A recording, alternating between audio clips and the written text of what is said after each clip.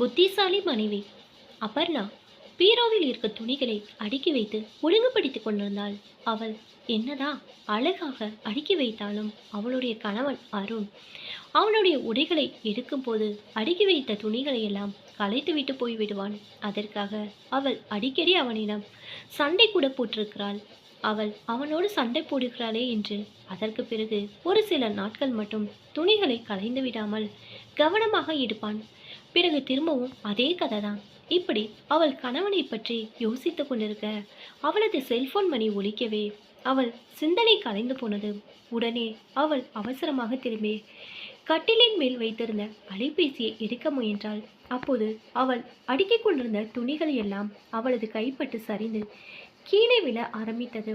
துணிகள் கீழே விழுவதை அவளால் சட்டென தடுக்க முடியவில்லை. செல்போனில் அருண் தான் பேசினான். அவன் ஆபீஸ் வேலையாக 2 நாட்கள் பெங்களூர் சென்றுவிட்டு இன்றுதான் வருகிறான். செல்லும், ரயில்வே ஸ்டேஷன்லேருந்து கிளம்பிட்டேன். கால் டாக்ஸியில் வீட்டுக்கு வந்துக்கிட்டு இருக்கேன். இன்னைக்கு ஆஃபீஸில் முக்கியமான மீட்டிங் இருக்குது. அதனால் வீட்டுக்கு வந்ததும் குளிச்சு ரெடி ஆகிட்டு உடனே கிளம்பணும். டிஃபன் என்ன சீக்கிரமாக ரெடி பண்ணிடுச்சலாம் என்றான். வாங்க, எல்லாம் தயாராக இருக்குது என்று சொல்லிவிட்டு செல்போனை அணைத்தாள். அவளுக்கு பீரோவிலிருந்து கீழே விழுந்து கலைந்து கிடக்கிற துணிகளை பார்க்கும்போது சலிப்பாக இருந்தது.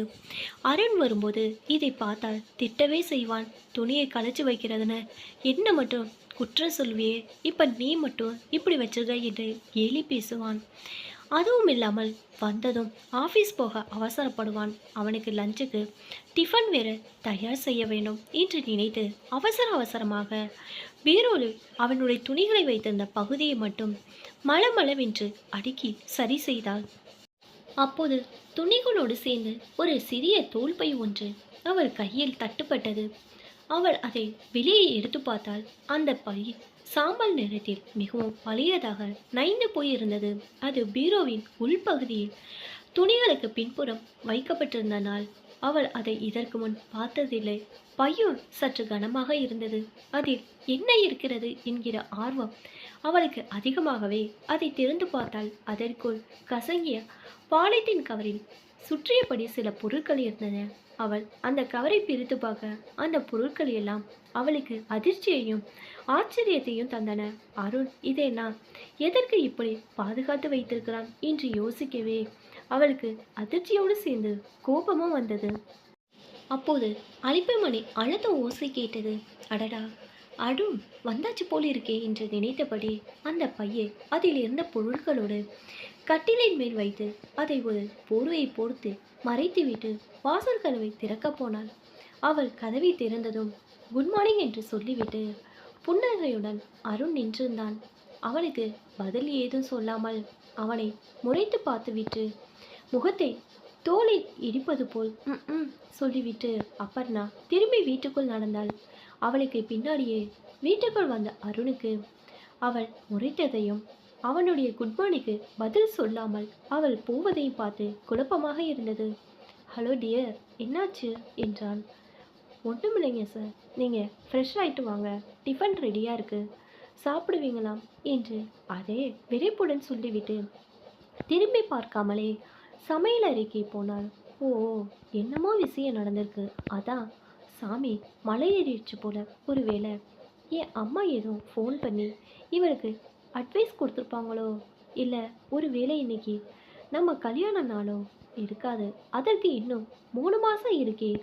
இவளோட கோபத்துக்கு என்ன காரணம்னு கண்டுபிடிச்சு சமாதானம் பண்ணியே எனக்கு முடியெல்லாம் கொட்டிடும் போலையே. இப்போ என்ன பிரச்சனை தெரியலையே. இப்படி பல யோசனைகளோடு அருண் அவசரமாக குளித்துவிட்டு தலையை டவலில் துடைத்து கொண்டே பெட்ரூம் வந்தான். அங்கே அபர்ணா பராசக்தி போல சூலத்திற்கு பதில் கையில் ஏதோ ஒரு பையை வைத்துக்கொண்டு அவனையே முறைத்து பார்த்தபடி நின்றிருந்தாள். வழக்கமாக அவன் வெளியூர் போயிட்டு வரும்போது அபர்ணா குளித்து தயாராகிவிட்டு சிம்பிளாக ஒரு மேக்கப்பில் பளிச்சு என்று புன்னையோடு அவனை வரவேற்பாள். பிறகு பிரியமாக கொஞ்சி பேசுவாள். அவன் இல்லாத இந்த 2 நாளும் ஒரே போராக இருந்தது என்று புலம்புவாள். அப்புறம் அக்கம் பக்கத்தில் என்னென்ன நடந்தது என்று பேசுவாள். ஆனால் அதையெல்லாம் கேட்க இவனுக்கு நேரம் இல்லாமல் அதெல்லாம் அப்புறம் பேசலாம், சீக்கிரம் டிஃபன் ரெடி பண்ணு, ஆஃபீஸ் கிளம்பணும் என்று அவசரப்படுத்துவான். ஆனால் இன்று காற்று திசை மாற்றி வீசுதே என்று நினைத்தபடி அருண் மெல்ல ஒரு புன்னகையோடு அவளை நெருங்கி, செல்லத்துக்கு என்னாச்சு? இவ்வளோ நாளா இப்படி கோபமா உன்னை நான் பார்த்ததே இல்லையே என்றபடி அவள் கையை பிடித்தான். நீ சொல்லி அனுப்பது ஏதாவது வாங்கிட்டு வர மறந்துட்டேனா என்று பொறுமையாக அன்போடு கேட்டான். அபர்ணா அவனிடமிருந்து கையை வெடுக்கு நின்று விடுவித்து கொண்டு அவள் கையில் வைத்திருந்த பையில் அந்த பொருட்களை கட்டில் மீது கொட்டினான். அருணுக்கு அதை பார்த்ததும் அவனுடைய கண்கள் ரெண்டும் வெளியே பிதுங்கி கொண்டு வந்தது. அவன் அதிர்ச்சியோடு அவளை பார்த்தான். அங்கே இருந்த பொருட்களை ஒவ்வொன்றாக எடுத்து அவனது முகத்துக்கு முன்னால் காட்டினாள். அது ஹேர் கிளிப், ஸ்டிக்கர் போட்டு, ரிப்பன் என்று எல்லா பெண்கள் சமாச்சாரமாக இருந்தது. இதெல்லாம் என்ன என்பது போல் அவள் பார்க்க இந்த பொருட்களை எல்லாம் இதனால் வரை அவனுடைய மனைவிக்கு காண்பிக்காமல் அவன் ரகசியமாக வைத்திருந்தான். இப்போது அது அவள் கண்ணில் பட்டுவிட்டது. அவளுடைய கோபத்துக்கு காரணம் இதுதான் என்பது அவனுக்கு புரிந்துவிட்டது. ஆனால் இந்த பிரச்சனையிலிருந்து எப்படி தப்பிப்பது என்று அவனது மூளை யோசித்தது. அருண் உடனே அவனது முக பாவனையை மாற்றி மீண்டும் புன்னகையிட, அட, இதுதான் உன் கோபத்துக்கு காரணமா? இது வேற ஒன்றும் இல்லடா, என்னுடைய பழைய நினைவுகள். உன்னை எனக்கு நிச்சயம் பண்ணிய பிறகு உன்னை பார்க்கணும், பேசணும்னு 2-3 தடவை உன் வீட்டுக்கு வந்தேன் இல்லையா? அப்போ உன்னுடைய பொருட்கள் சிலதை உன்னோட ஞாபகார்த்தமாக இருக்கட்டுமேன்னு எடுத்துட்டு வந்தேன். அப்புறம் நம்ம கல்யாணத்துக்கு பிறகு அதெல்லாம் எங்கே வச்சேனே மறந்துட்டேன். இப்போ அது உன் கையில் கிடச்சிருச்சு, அதான் என்று சொல்லிவிட்டு அவள் கன்னத்தை தொட்டான். உடனே அபர்ணா அவன் கையை தட்டிவிட்டு, இந்த கிளிப் என்னோடது இல்லை என்றால் காட்டமாக. ஓ அப்படியா, இதை உங்கள் வீட்டில் இருந்து தான் எடுத்தேன். ஒருவேளை இது உங்கள் அண்ணியோடதோ?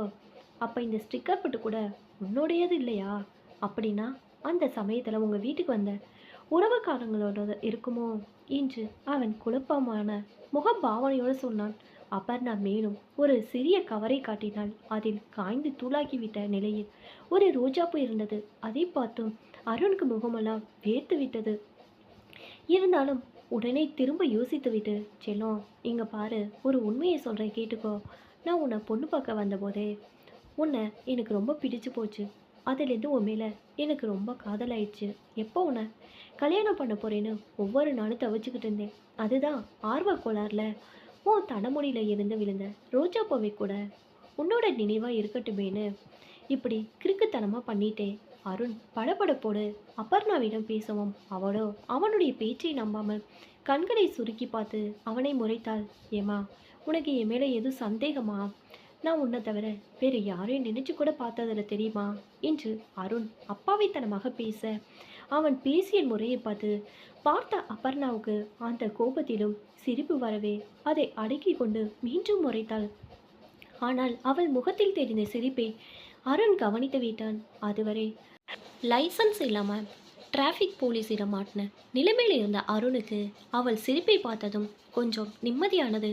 அதனால் உடனே பேச்சை மாட்டினா. அச்சச்சோ, நேரமாயிடுச்சே, ஆஃபீஸ் போகணும் சொன்னோம், சீக்கிரம் போய் டிஃபன் ரெடி பண்ணு, நான் ட்ரெஸ் பண்ணிட்டு வந்துடுறேன் என்று சொல்லிவிட்டு அவசரமாக நடந்தான். அப்பாடா, ஒரு வழியாக நான் சொன்னதை நம்பிட்டா. இதெல்லாம் காலேஜ் படிக்கும்போது என்னோட கிளாஸ்மேட் அமலாவை விரும்பி காதலிச்சப்ப அவளோட பொருளை எல்லாம் இப்படி சேர்த்து வச்சேன். அது ஒரு தலை காதல் தான், ஆனால் அவள் என்ன விரும்பலை. அதனால் காலேஜ் முடிந்ததுமே அவன் மேலே இருந்த காதலும் முடிஞ்சிருச்சு. இந்த உண்மையை அபர்ணா கிட்ட சொன்னால் என்ன ஆகும்? நான் உண்மையை சொல்ல நினைச்சாலும் அதை இவ எப்படி எடுத்துக்குவான்னு நினச்சா பயமாக இருக்கே. இப்படி மனசுக்குள் நினைத்தபடியே அருண் ஆஃபீஸ்க்கு கிளம்ப தயாரானான். அந்த நேரத்தில் அபர்ணாவின் மனசிலும் அருண் பற்றிய யோசனைகள் ஓடிக்கொண்டிருந்தது. அருண் இதுக்கு முன்னாடி யாரோ ஒரு பெண்ணை காதலிச்சிருக்கணும். அதனால் இந்த பொருட்களை எல்லாம் அவள் நினைப்பாக எடுத்து வைத்திருக்கணும். இப்போ என்கிட்ட மாட்டினதும் சமாளிக்க என்னென்னவோ பேசுகிறாள். நீங்கள் சொல்கிறது நம்புகிற மாதிரி இல்லை அருண் என்று சத்தமாக கத்தி பேசி அவனோடு சண்டை போட வேணும் என்று அவளுக்கு மனசு துடித்தது. ஆனால் அப்படி அவளுடைய மனசு இப்படி நினைத்தாலும் அவளுக்கு புத்தி வேற மாதிரி யோசித்தது. அருண் சொல்வது உண்மையாக இருந்தாலும் அல்லது பொய் என்றாலும் ஒருத்தர் மனசுக்குள்ள என்ன இருக்குதுன்னு அவங்களா சொல்லாமா இன்னொருத்தரால கண்டுபிடிக்க முடியாது. அருண் இதுவரைக்கும் அவ கூட அன்பா தான் நடந்து கொள்கிறான். அவ சில சமயங்களில் சட்டென கோபப்பட்டு பேசினால் கூட பொறுமையாக அவளை அனுசரித்து நடந்து கொள்கிறான். ஒருத்தரோட கடந்த கால வாழ்க்கையில் நடந்த தவறுகளுக்கு காரணம் அந்த வயதின் தடுமாற்றங்களாக கூட இருக்கலாம். இந்த காலகட்டத்தில் பெரும்பாலும் இது மாதிரியான சூழ்நிலை சந்தர்ப்பங்களை கடந்து வராமல் யாரும் இருக்க முடியாது. அந்த சம்பவங்கள் இப்போ இருக்கிற குடும்ப வாழ்க்கைக்கு தொந்தரவாக இல்லைன்னா அப்போ இருந்த எண்ணங்கள் இப்போதும் தொடராமல் இருந்தாலோ அதை கண்டுக்காம கடந்து போகிறது தான் குடும்பத்துக்கும் உறவுக்கும் நல்லது. குற்றம் பார்க்கேன் சுற்றம் இல்லை. அந்த பழைய கதையை கிளறி அவனை சங்கடப்படுத்தி பேசி அது ஒரு பிரச்சனையாக மாறினால் கணவன் மனைவிக்குள்ள மன கஷ்டம் ஏற்பட்டு இப்போ இருக்கிற நெருக்கம் குறைந்து ஒரு இடைவெளி வந்துவிடும். எப்போதோ நடந்த ஒரு விஷயத்தை பேசி இப்போ இருக்கிற சந்தோஷமான வாழ்க்கையை ஏன் கெடுத்துக்கணும் என்று நினைத்த அபர்ணா அவன் சொன்ன கதையை நம்பியது போல அருணை பார்த்து ஒரு புன்னகை செய்துவிட்டு அவனுக்கு டிஃபன் எடுத்து வைத்து பரிமாறினாள். அவள் எடுத்த இந்த முடிவால் அவளுடைய மனசு சமாதானமானது போல் இருந்தது.